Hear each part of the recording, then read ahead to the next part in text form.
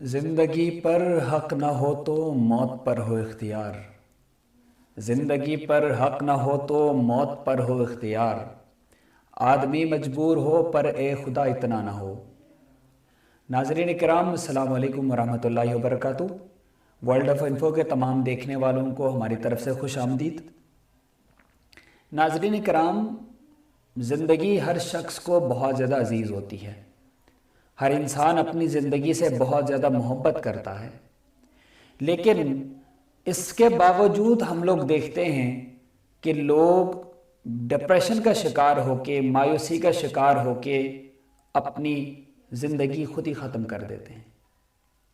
ایسے ہی ایک افسوسناک واقعہ آج کے دن ملتان میں پیش آیا۔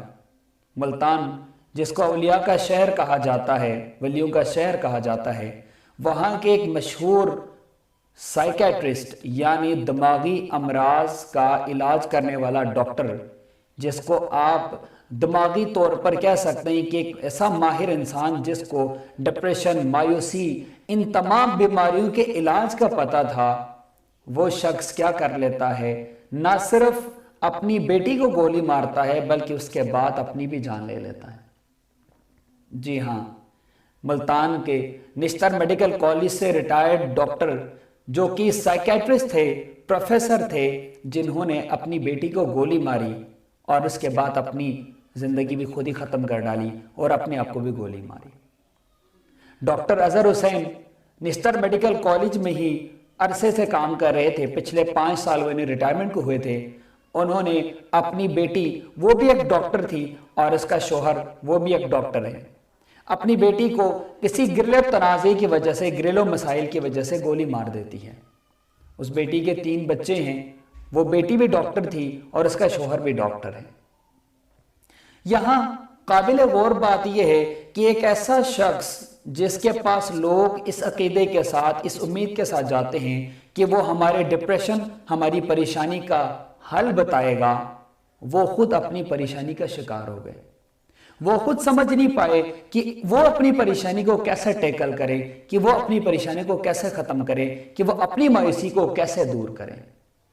ناظرین کرام، یہاں پہ یہ بات بہت زیادہ قابل غور ہے کہ آخر وہ ایسی کیا محرکات ہے، کیا وجوہات ہے کہ جن کی وجہ سے انسان اپنی سب سے قریبی چیز، سب سے خوبصورت چیز، زندگی کو ختم کر ڈالتا ہے۔ اور وہ چیز کیا ہے؟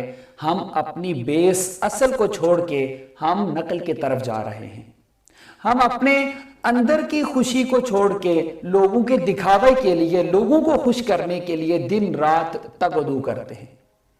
ہم لوگوں نے اپنی زندگی اتنی مشکل بنا ڈالی ہے صرف اس لیے تاکہ لوگ یہ کہہ سکیں، دیکھو جی فلان شخص کے پاس یہ چیز ہے، اس کے پاس یہ چیز ہے، مال دولت، انہی چیزوں کے حاصل کرنے میں ہم رب کو بھول جاتے ہیں، ہم دین کو بھول جاتے ہیں۔ ہم اپنے اندر کی جو مینٹل سیٹسفیکشن ہے، اندر کے جو اطمینان ہے، وہ ہم کھو بیٹھتے ہیں، اور آخرکار وقت ایسا آ جاتا ہے کہ انسان اپنے آپ کو ختم کر ڈالتا ہے۔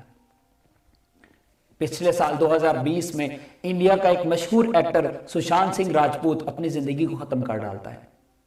سیم اسی طرح سے ہمارے پاس بہت سارے ایسے واقعات روزانہ کی بیس پہ پڑھنے، سننے اور دیکھنے کو ملتے ہیں کہ جہاں پہ نوجوانوں سے لے کے بڑی عمر کے لوگ، بچوں سے لے کے بڑے تک، خواتین سے لے کے مرد حضرات، اکثر ہمیں خودکشی کے ایسے واقعات دیکھنے کو مل جاتے ہیں۔ اس سال ہی بہت سارے میڈیکل کالج کے اسٹوڈنٹس، کئی 2-3 جو ایسے نامور لوگ جنہوں نے اپنی زندگی ختم کر ڈالی۔ کیا ہمیں سوچنا نہیں چاہیے کہ ایسی کیا وجہ ہے کہ جس کی وجہ سے یہ خودکشی کے رجحان بڑھتے جا رہے ہیں؟ لوگوں کو یہ لگتا ہے کہ اس زندگی کے مشکل سے حل پانے کے لیے، اس مشکل سے چھٹکارا پانے کے لیے ایک ہی حل ہے، اور وہ یہ ہے کہ اپنی زندگی کو ختم کر ڈالیں۔ حالانکہ ایسا انتہائی غلط قدم ہے، نہ صرف اسلامی طور پہ بلکہ اگر آپ ویسے بھی دیکھا جائے دنیاوی طور پر بھی یہ انتہائی غلط قدم ہے۔ ناظرین کرام، یاد رکھیے گا، جب بندہ رب سے کنیکٹ رہتا ہے، رب کے ساتھ اس کا رابطہ برقرار رہتا ہے، تو اللہ تبارک و تعالیٰ اسے ہر مشکل سے نکلنے کے لیے راہ ہموار کر دیتا ہے۔ لیکن جب ہم دنیا کے پیچھے پاگل ہو جاتے ہیں، مال و دولت اور جائیداد کے لیے پاگل ہو جاتے ہیں، تو رب ہمیں انہی مال و دولت کے ذریعے ذلیل و رسوا کر دیتا ہے۔ اگر ہم سوچیں تو ایک سائیکیٹرسٹ جس کے پاس لوگ تو امید لیے جاتے تھے، جس کے پاس لوگ شفا کے لیے ایک رب کی طرف سے وسیلہ سمجھ کے کہ رب ان کے ذریعے ہمیں شفا دے گا، یہ سوچ کے علاج کے لیے جایا کرتے تھے، اور آخرکار انہوں نے اپنی زندگی اور اپنی بیٹی کی زندگی ختم کر دی۔ سوال یہ پیدا ہوتا ہے تو وہ شخص کیا لوگوں کو کونسل کرتا تھا؟ اسے کونسلنگ کون کرے گا؟ ایسے شخص کو، ایسے لوگوں کو علاج کون بتائے گا؟ ٹریٹمنٹ کون بتائے گا؟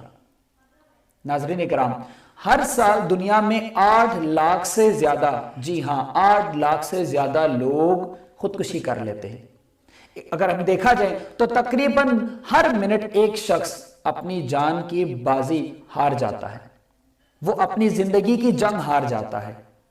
وجہ کیا ہے؟ وجہ یہ ہے کہ ہم نے نمود و نمائش کا ایک ایسا ہم نے سلسلہ شروع کیا ہوا ہے کہ ہم کیا کر لیتے ہیں، لوگوں کو دکھانے کے چکر میں اپنے اندر کے اطمینان اور خوشی کو بھول جاتے ہیں۔ اگر ہم ایک ایک لمحے کو، اللہ تعالیٰ کی دی ہوئی ہر نعمت کو، اس کا شکر ادا کریں، اس کی قدر کرنے لگ پڑے تو شاید ہی ہمیں کسی ایسی چیزوں کی نوبت آ جائے۔ اگر ہم اپنے جسم کے اوپر غور کریں تو اللہ تبارک و تعالیٰ نے ہمیں جتنی نعمتیں دی ہوئی ہیں، اگر ہم صرف انہی نعمتوں کی قدر کر کے ان کے اوپر اگر ہم شکر ادا کرنا شروع کر دیں تو پھر ہمارے معاشرے سے یہ تمام کے تمام ایسی خطرناک برائیاں، ایسا خطرناک جرم جلد ہی ختم ہو جائے۔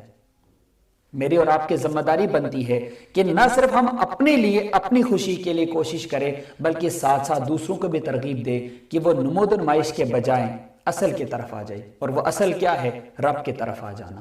جب ہم رب کو بھول جاتے ہیں تو پھر ایسی نوبت آ جاتی ہے۔